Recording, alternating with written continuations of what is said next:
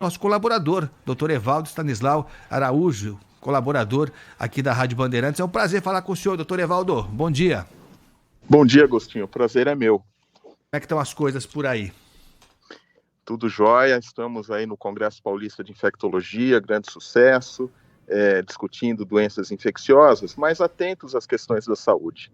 E quando você traz esse tema do autismo, eu acho que é uma notícia boa, como você colocou, e que vale a pena a gente fazer uma reflexão sobre esse momento da saúde. Então vamos lá, é isso, né? Quando a gente fala... Bom, plano de saúde é um problema sério, né, doutor Evaldo? Você paga. Quando você mais precisa dele, você vê que o retorno não é aquele que, de um modo geral, né? Lógico que há sempre exceções. Aliás, estava conversando com uma mãe de um menininho, que é autista também, e ela estava comemorando, lógico, né? Enfim, mas ela dizia que no caso dela, o plano dela, que eu não lembro qual que era, senão diria que o plano dela estava cobrindo, mesmo antes dessa decisão de ontem da ANS. Mas a gente vê que tem muita gente que fica na mão, no caso dos planos de saúde, e com aquela decisão da justiça, mais ainda, porque até então a justiça tinha dito que o autismo, entre outras doenças, não estaria coberto pelos planos de saúde. Então, essa notícia parece mesmo alentadora, mas eu queria que o senhor falasse um pouco mais sobre isso. O que isso significa na prática, doutor? Olha, Agostinho, a palavra que as pessoas têm que entender, que é o norte do plano de saúde, ela chama-se sinistralidade. Sinistralidade é uma conta que o plano de saúde faz e que ele vai ver quanto ele tem de receita e quanto ele tem de despesa. Quando essa relação ela se desequilibra e você tem uma sinistralidade, o número de pessoas que está consumindo o plano de saúde é maior do que a receita, há um desequilíbrio e esse plano fica num estado de insolvência e aí tem que realmente tomar alguma medida. E existe, o que desafia a sinistralidade? Evidentemente, a falta de saúde. Então, o que um plano de saúde quer na sua carteira? Pessoas jovens, pessoas saudáveis, pessoas que consumam pouco os seus recursos e que, quando consumirem, consumam com coisas mais básicas. E aí entra um pouquinho essa questão do autismo. O autismo é uma doença muito importante, é uma doença com uma prevalência em seus vários níveis, que não é exatamente pequena, e que tem esse apelo de um movimento organizado e tudo mais. Então fizeram muito bem as famílias das crianças e das pessoas com autismo de cobrar essa inclusão. Mas quando a gente olha do ponto de vista do que isso custa para um plano de saúde, ele entra naquilo que a gente pode chamar de baixa complexidade. Porque basicamente nós estamos falando de serviços de assistência com profissionais dedicados aos autistas. Então, me parece que essa é uma medida acertada, é uma medida a ser comemorada, mas é muito pouco.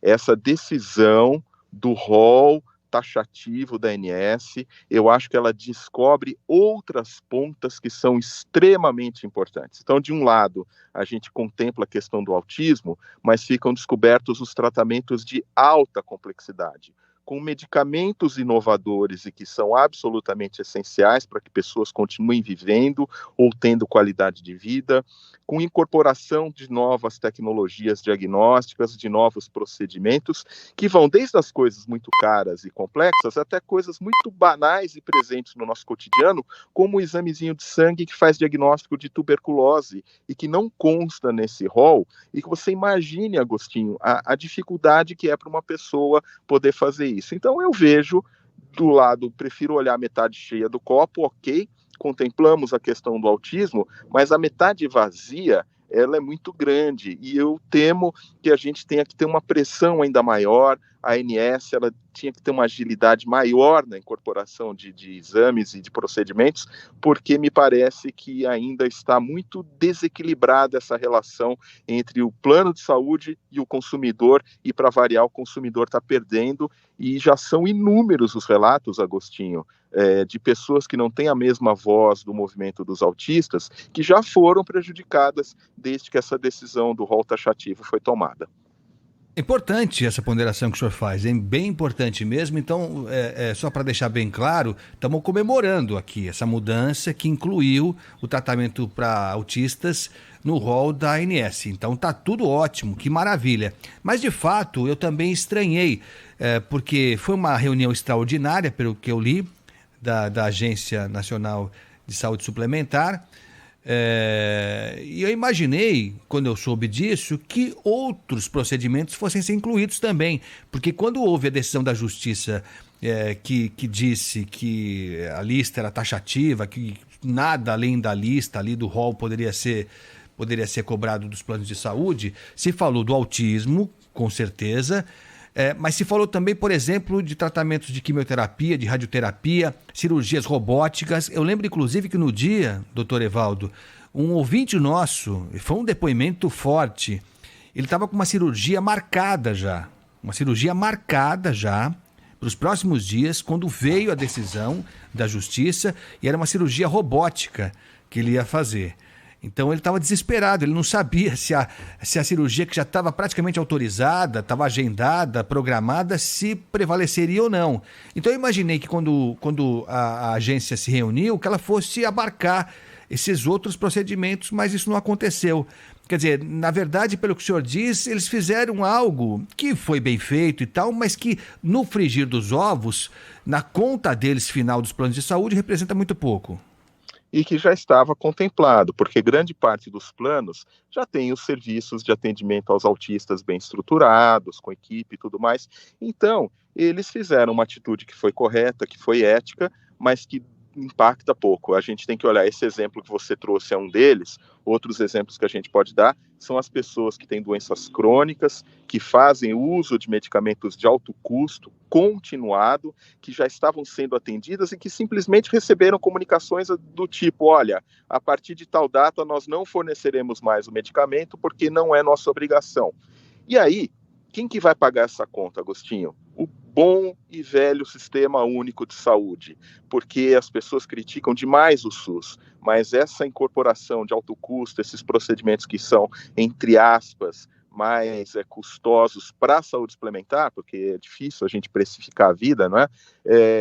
Eu diria que é até impossível, eles ficam para conta do SUS, e eles não assumem isso. Então, Agostinho, o que essa conversa nossa traz à tona é uma reflexão, para que as pessoas não sejam ingênuas, caiam nessa conversa de que estão sofrendo aí, sendo contempladas, né, com alguma coisa que até, entre aspas, é uma caridade, quando não é uma obrigação, mas fechem os olhos para aquilo que custa dinheiro, e muito dinheiro, e que é absolutamente necessário, que está sendo tirado de muitos pacientes Brasil afora desde essa decisão. Então nós precisávamos e precisamos ter agilidade na incorporação tecnológica de medicamentos e procedimentos, e nós precisamos ter Opa, perdemos o contato. Vamos tentar restabelecer o contato com o doutor Evaldo Stanislau de Araújo, que é infectologista, que é colaborador aqui da Rádio Bandeirantes, falando sobre essa questão da autorização que a ANS, a Agência Nacional de Saúde Suplementar, deu ontem para que tratamentos de autismo sejam atendidos pelos planos de saúde.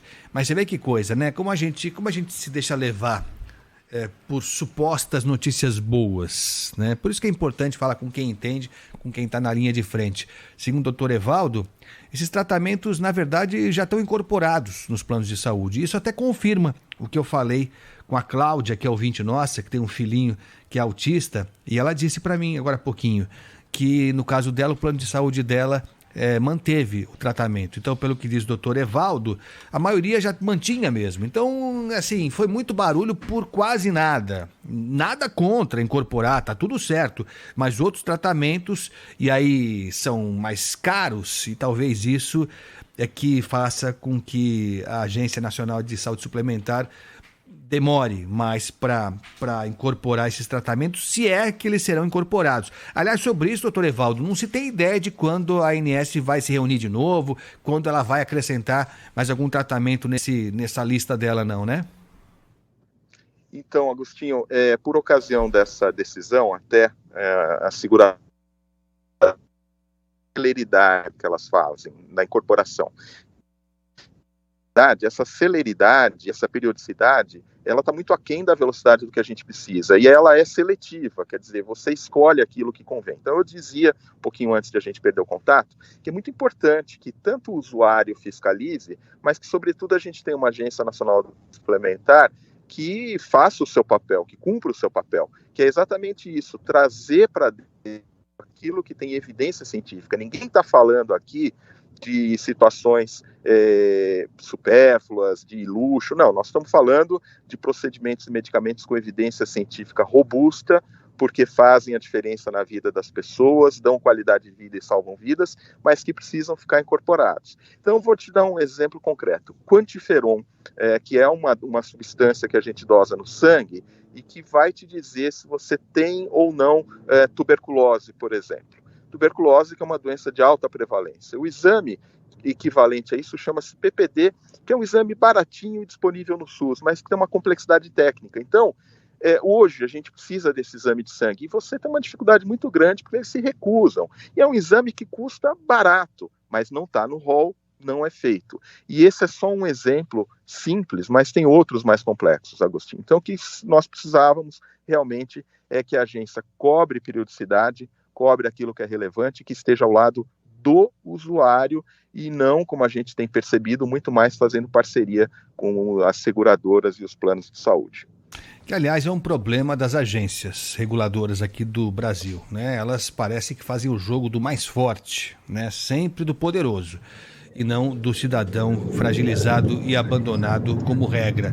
Aliás, doutor Evaldo, eu sei que o senhor está na correria aí, mas eu queria aproveitar ainda sobre esse tema. Eu lembro que quando a gente conversou aqui, logo que a Justiça decidiu que seria só aquela lista e acabou, a gente conversou com a doutora Rosana Chiavassa, que é advogada, que é especializada em planos de saúde. E ela falou, de fato, essa demora da ANS em reavaliar novos tratamentos e tal, mas ela ponderou também que em alguns casos as pessoas entravam na justiça e, lógico, né, você vê um tratamento novo para uma doença que você tem.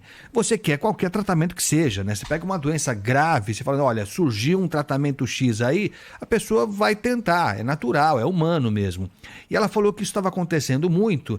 Em alguns casos, havia liminares que permitiam que determinavam que os planos de saúde atendessem com tal tratamento que só existia numa clínica específica, era naquela clínica com aquele especialista, e que isso também acabava pesando demais no plano de saúde, no valor do plano de saúde, que, lógico, não ia perder dinheiro, e para compensar esse tratamento, às vezes até ineficiente, que era concedido pela Justiça, o plano de saúde usava isso como argumento para aumentar o preço para toda a sua clientela, digamos assim, para todos os associados desse plano de saúde. Isso, de fato, é relevante nessa história toda, doutor Evaldo?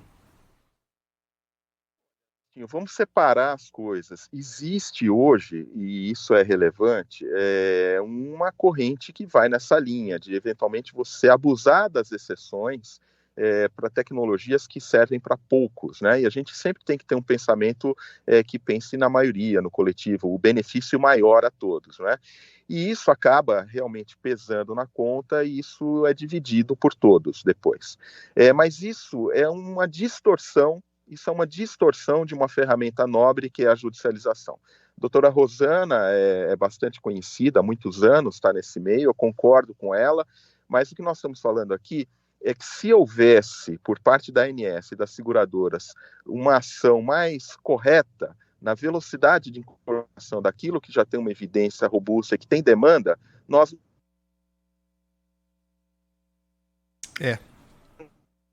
Tá voltando, será? Sinal de alerta que exista a judicialização, mostrando que alguma coisa não está boa. Oi? Alô? Não, a gente teve uma quedinha. O senhor estava falando que... Alô? Tá me ouvindo, doutor? Isso, estou ouvindo. Não, eu dizia o seguinte, Agostinho. Diga. Eu dizia o seguinte, que se existe a judicialização, é um sinal de alerta, é um sinal amarelo de atenção, porque significa que a incorporação, ela não atende à demanda, né? O que nós precisamos ser é que essa judicialização seja feita. Ele tá em deslocamento, né? Rosana. A gente está perdendo o contato do senhor. Não sei se o senhor está ouvindo a gente. Porque isso acaba depois tornando... Não? Me ouvem. Vamos tentar só encerrar essa parte. O senhor estava falando que... não, pode falar. O senhor falou que essa judicialização acaba, de fato, provocando um aumento inevitável do preço final para todo mundo, né, doutor? Isso. E eu só destacava o seguinte, para concluir, que a judicialização ela é um sinal de que a ANS e as seguradoras não estão cumprindo seu papel. Porque se fizesse a incorporação das tecnologias sérias, com boa evidência científica de que funcionam, que são necessárias, e que no final da conta, com custos, cálculos de farmacoeconomia mostram até que salvam vidas e dinheiro, não seria necessário judicializar. Mas uma vez que você judicialize, isso que a doutora Rosana falou de fato existe, nós temos que fazer uma judicialização para as causas que são nobres e necessárias, e não transformar isso num mercado que acaba custando caro para todos, e não é nem ético, a gente tem que enfatizar isso. Lógico. E aí o resultado final disso tudo, além do sofrimento das pessoas, né, de muita gente que se vê desamparada, né, no meio de um tratamento, enfim, pelo amor de Deus, a gente viu casos aqui assustadores mesmo. Mas para além disso tudo, vai acontecer aquilo que o senhor falou no início, né? Vai sobrar para o SUS, né, doutor? Exatamente, sobra para o SUS e no caso dos convênios sobra para quem paga a mensalidade, porque você aumenta a sinistralidade e não tenha dúvida, o convênio não vai ter prejuízo, ele vai ratear isso com quem está pagando a conta e quem paga a conta é o usuário ou a empresa que contrata um plano de saúde. Tá certo. Doutor Evaldo, só para concluir, vamos ver se dá para falar só mais um minutinho. O senhor está participando de um congresso de infectologia, foi isso que o senhor falou? Isso, nós estamos realizando o Congresso Paulista de Infectologia, que é o congresso mais importante depois do brasileiro. Estamos aqui em São Paulo, no Centro de Convenções, muito bom, muitas novidades, e certamente a gente pode ter oportunidade depois de compartilhar com os ouvintes e com vocês todos algumas novidades que estão surgindo. Então fala uma só, vai, uma novidade. Olha, a gente está discutindo muito, Agostinho, muito, as novas terapias para a Covid-19, entre elas os antivirais que estão chegando aqui, e que são muito promissores. E a gente tem discutido também as terapias com anticorpos monoclonais. Então, só para falar da Covid-19, a boa novidade são anticorpos monoclonais e antivirais que estão chegando. Mas aí o que é isso? É um remedinho que eu vou tomar e não vou precisar mais de vacina? Não, para quem não pode tomar vacina porque a vacina não funciona, você dá aquilo que a vacina teria que fabricar, que são os anticorpos. Esta é uma das novidades, né? Então, para quem tem câncer, para quem é imunodeprimido, você dá uma injeção e durante 6 meses essa pessoa fica protegida contra a Covid. Isso é uma das novidades que chegou. E a outra é o antiviral, que se você já desenvolve Covid e tem um potencial de gravidade, você pode tomar um antiviral que vai te reduzir em até 90% a probabilidade de morte ou internação por Covid. Olha, e isso é para já? Isso é para já. Isso já acontece no Brasil. Nós já temos medicamentos com autorização de uso, que estão em fase final de definição de preço e distribuição, e esses anticorpos monoclonais já estão disponíveis hoje no Brasil para uso nas indicações que são previstas. Olha só, boa notícia. Como deu uma firmadinha no som aqui, só perguntar mais uma coisa. Em relação à vacinação para crianças de 3 anos, a partir de 3 anos, que tá de rosca também, né? Não sai nunca mais isso. Tem alguma novidade sobre isso, doutor? Olha, a Anvisa já recebeu todos os relatórios que estavam pendentes das sociedades científicas, precisa agora deliberar, porque o que tinha pendente eram relatórios, e esses relatórios chegaram. Então a gente aguarda a deliberação da Anvisa, porque é um absurdo. A gente já tinha que estar igual aos Estados Unidos, que já a partir dos 6 meses está vacinando. Quer dizer, a princípio, tecnicamente, não tem nada que impeça que isso seja aprovado. Ao contrário, tecnicamente nós queremos que seja aprovado ontem, Agostinho.